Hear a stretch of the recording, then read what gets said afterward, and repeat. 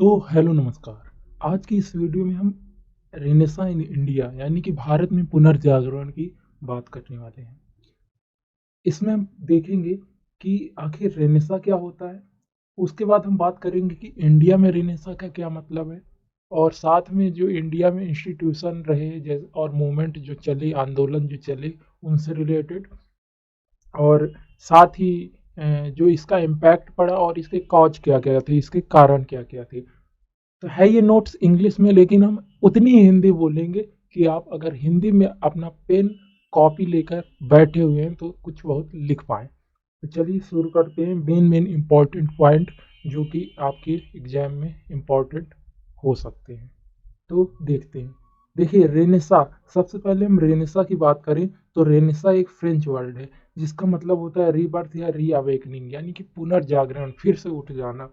It is a concept of European culture, ये एक Europe के कल्चर का कॉन्सेप्ट है। इसमें क्या हुआ था कि new discoveries, growth of commerce और डिक्लाइन ऑफ फ्यूडल सिस्टम। जब वहाँ पर फ्यूडल सिस्टम का डिक्लाइन हो जाता है और आप देखेंगे कि यूरोप में नई खोजें होती हैं और कॉमर्स का ग्रोथ होता है, तो वहाँ पर रेनेसा आता है। Now these incidents were occurred in Europe, और ये अभी हम, जैसा कि हमने बात की कि हम यूरोप की बात कर रहे हैं, तो ये यूरोप में हुए थे। शुरुआत अगर बात करें तो इसकी शुरुआत इटली में हुई थी 14वीं शताब्दी से 17वीं शताब्दी के बीच। It gives a new dimension to culture and art and creates awareness among people. तो अगर आप बात करें तो इसका इम्पैक्ट ये है और कॉज ये थे, यानी कि कॉज क्या थे, new discoveries, growth of commerce and decline of feudal system. और इसका कॉज के बाद जो इसका इम्पैक्ट पड़ा वो क्या हुआ कि न्यू डायमेंशन आए कल्चर और आर्ट में। न्यू डिस्कवरीज के बाद जो साहित्य वहाँ का था वो अलग तरीके से लिखा गया, नए तरीके की आर्ट, एंड आप देखेंगे कि अवेयरनेस, लोगों के बीच में अवेयरनेस आई। अब इसी चीज को हम इंडिया में देखें। इंडिया में क्या था कि इंडिया में ये रेनेसा होता है 19th सेंचुरी में, यानी कि 1801 से लेके 1900 तक की जब हम बात करते हैं तो ये होता है 19th सेंचुरी। और यहाँ पर क्या था, रिलीजियस सुपरस्टिशंस थे, यानी कि जो धार्मिक मान्यताएं या फिर कुप्रथाएं जो कह सकते हैं, तो वो a new set of ideas came, और इनके खिलाफ में एक नए तरीके के विचार आए। और this is also socio intellectual revolution in the field of science, literature, philosophy, political and social। और आप देखेंगे इन सब क्षेत्रों में किस तरीके से अलग तरीके के विचार जो इंटेलेक्चुअल्स थे उनके दिमाग में आना चालू हुए। लेकिन ये आए कहाँ से, तो ये इसका कॉज क्या था, तो इंग्लिश इन्वेजन स्पार्क्ड, यानी कि वो एक इंग्लिश का अंग्रेजों के यहाँ पे आना, वो एक तरीके से चिंगारी का कार्य किया। और इंट्रोडक्शन ऑफ साइंटिफिक कॉन्सेप्ट्स, जब यहाँ पर एंड एडवांसमेंट, और यहाँ पर उन लोगों ने जो साइंटिफिक कॉन्सेप्ट्स को इंट्रोड्यूस किया तो उससे, लेकिन ये साइंटिफिक कॉन्सेप्ट उनके बीच भी कहीं ना कहीं जो हमारे कॉन्टिनेंट से ही गए थे। आप देखेंगे कि जब यूरोप में भी जो हमने कहा था न्यू डिस्कवरीज में आप देखेंगे कि जब नई नई यात्राएं चालू हुई थी, तो ये जब नई यात्राएं चालू हुई थी ईस्ट और वेस्ट की तरफ, नए नए कॉन्टिनेंट्स की तरफ, जो यूरोप के ट्रेडर्स थे वो जाना चालू किए थे, तो वहाँ का जो कल्चर था, जो हमारे एंशियंट किताबें थी, जो हमारे एंशियंट ग्रंथ थे, उनमें जो साइंस छुपी हुई थी, इन्होंने उसका अनुवाद किया। और आप नीचे यहाँ पर भी इस चीज को देखेंगे, Vedas and epics contained a wealth of knowledge, जो हमारे ग्रंथों में एक नॉलेज का कंटे, मतलब कि एक आप कह सकते हैं पूरा उसका एक भंडार था, तो उसको ट्रांसलेट किया था इन ट्रेडर्स ने। और वही चीज हमारे पास, उस चीज के बारे में अब हम लोगों को फिर से पता चलना चालू हुआ, जो हम मेडिवल एज में आप कह सकते हैं कि धीरे धीरे जो हमें एंशियंट टाइम में उन सब चीज़ों को इतना अच्छे से जानते थे, तो धीरे धीरे मेडिवल एज में ये सब हम उससे एक तरीके से अपने जो ज्ञान था हमारा उसमें सो गए थे। तो ये एक तरीके से हम पुनः जगे थे, और इसलिए इसको पुनर्जागरण कहा जाता है, ये तो आपको पता होगा। अब हम बात करते हैं कि इसमें क्या क्या हुआ। तो इसमें रेशनल थिंकिंग चालू हो गई, यानी कि तार्किक, कोई भी चीज में हम ऐसे ही विश्वास नहीं कर लेंगे, हम तर्क लगा करेंगे। Scientific pride for glorious past, जैसा कि अभी हमने देखा कि अब लोगों में और जो विद्वान थे, जो स्कॉलर्स थे, उनके दिमाग में ये चीज आने लगी कि हाँ, हमारा जो पास्ट था वो भी बहुत ही ग्लोरियस था। तो अपने पास्ट के लिए और सब में एक तरह की भावना आने लगी, एक रूपता, एक एक जैसी भावना आने लगी। और उससे आप देखेंगे साथ साथ में नेशनलिज्म, मतलब कि हमें अपना राष्ट्र की एक भावना आने लगी। और नेशनलिज्म का भी जो यहाँ पर आप कह सकते हैं इमरजेंस हुआ इंडिया में। आगे अब बढ़ी तो इसके बाद हम यहाँ पर देखेंगे कुछ सोशियो रिलीजियस मूवमेंट। तो सोशियो रिलीजियस मूवमेंट्स में हम जो इम्पोर्टेंट जो मूवमेंट रहे हैं उनकी बात कर लेते हैं जल्दी से। तो ब्रह्म समाज को फाउंड किया गया था 1828 में कलकत्ता, भाई राजा राम मोहन राय। अननेसेसरी रिचुअल्स के खिलाफ था।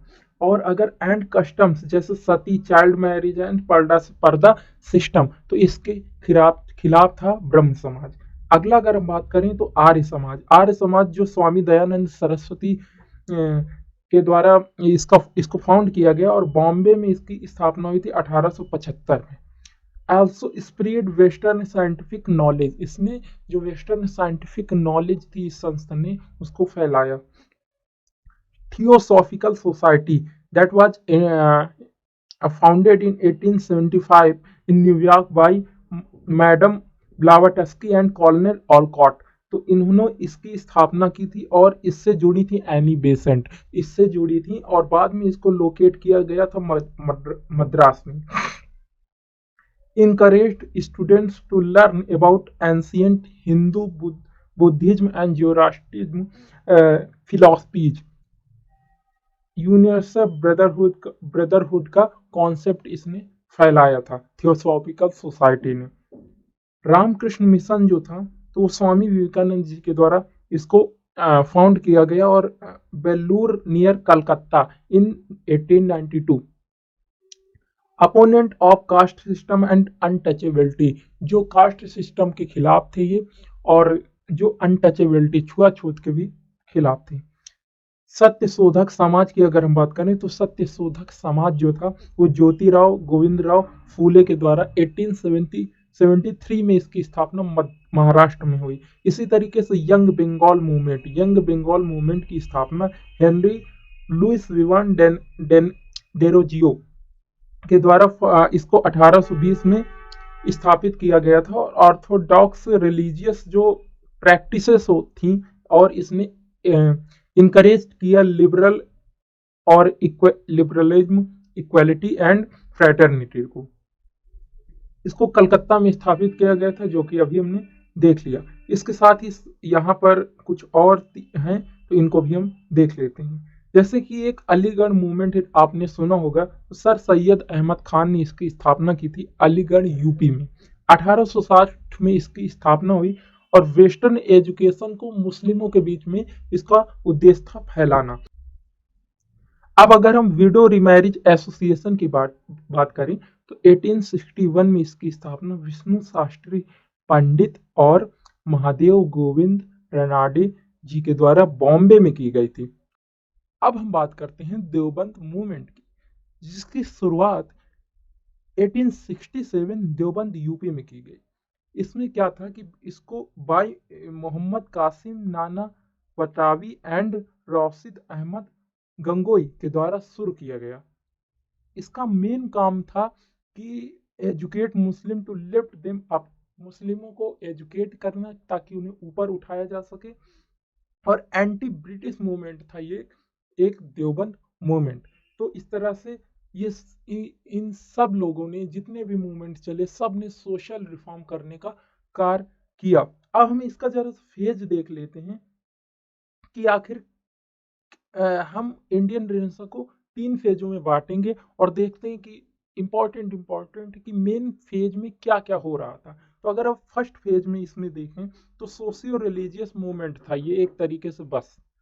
लेकिन सेकंड फेज में मतलब कि ये बीच में आप अगर देखें इसमें तो क्या होगा कि reconcile anti colonial politics with the social quest for modernity. आप देखेंगे कि धीरे धीरे यहाँ पर क्या था कि जो आप हमने जैसा कि अभी बात की थी कि नेशनलिज्म की भावना तो आने लगी थी लोगों के अंदर। तो इसके बाद क्या होता है कि सोशल रिफॉर्म के साथ यहाँ पर थोड़ा थोड़ा सा कॉलोनियल एक्टिविटीज मतलब जो थी उनके खिलाफ भी आवाज थोड़ी थोड़ी सी उठने ऐसी लगी थी। और थर्ड फेज आते आते यानी कि आप लास्ट में देखेंगे जब 1900 चालू होने वाला है तो कांग्रेस की भी स्थापना हो जाती है। तो concept of culture and social equality across caste and gender. These were also important in first and second phase and begins with the end of colonialism, colonial rule. तो इस तरीके से आप देखेंगे 1885 तक कांग्रेस की स्थापना हो जाती है। तो मतलब एक तरीके से कॉलोनियल रूल के अंत की ओर धीरे धीरे ये जो आपका रेनेसा का पीरियड था वो सोशल रिफॉर्म से लेकर धीरे धीरे उस और भी पॉलिटिकल जो डायमेंशन भी धीरे धीरे लेता जाता है। इसके बाद अगर हम बात करें तो यहाँ पर कुछ और अगर बचा हो तो लगभग लगभग यहाँ पर हमने सब इम्पोर्टेंट जो मूवमेंट थे वो देख लिए। रेनेसा देख लिया, इंडियन रेनेसा देख लिया, जो इम्पोर्टेंट चीज़ें हैं जो फैक्चुअल चीज़ें हैं वो हमने देख ली हैं। आप थोड़ा बहुत और पढ़ सकते हैं अगर आपको जानकारी चाहिए इसके बारे में। और लगभग लगभग यहाँ पर हम इम्पैक्ट अगर देखें तो थोड़ा सा हम इम्पैक्ट देख लेते हैं। तो इम्पैक्ट में आप देखेंगे कि reformers goals was never to replace India's indigenous culture with western culture, they simply assimilated some western values such as humanism। मतलब कि जो हमारे रिफॉर्मर्स थे उनका कभी भी ऐसा उद्देश्य नहीं था कि हम भारत के कल्चर को वेस्टर्न कल्चर से रिप्लेस कर दें, बदल दें।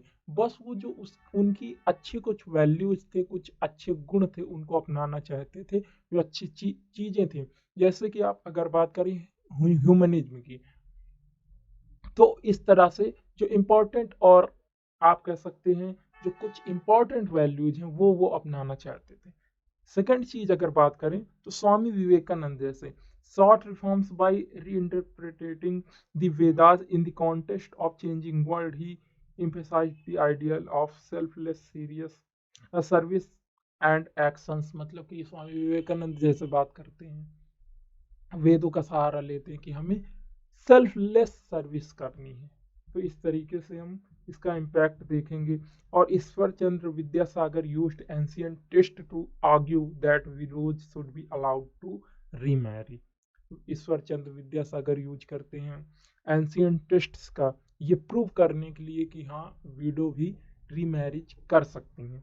और इनका जो सजेशन था वो एडॉप्ट किया गया था ब्रिटिश ऑफिसर्स के द्वारा। और इंडिया में लॉ एक अलाउ मतलब कि एक लॉ लाया गया जो अलाउ करता था विडो रीमैरिज 1856 में। और इस तरह से जो इम्पोर्टेंट इंडियन रेनेसां में था वो हमने कंप्लीट कर लिया है। शायद कुछ चीज़ें अगर छूटी हो तो उसको आप कमेंट भी कर सकते हैं। और आप चाहें तो और भी एक दो वीडियो बस आप अगर देखना चाहें तो और भी देख सकते हैं। लेकिन लगभग लगभग इंडियन रेनेसां यहाँ पर कंप्लीट होता है। इसके साथ ही जो अब इससे जो जुड़े लीडर्स हैं उनके विचारों को अगर हमें पार्टिकुलर अलग अलग पढ़ना है तो उसके लिए आपको एक एक करके धीरे धीरे वीडियोज मिलती रहेंगी। तो तब तक के लिए आप इस वीडियो को देखिए। और अगर आपको वीडियो पसंद आई हो तो इस वीडियो को लाइक करें, इस चैनल को सब्सक्राइब करें और कमेंट करें अगर आपके पास कोई सजेशन है। चलिए मिलते हैं अगली वीडियो में। धन्यवाद।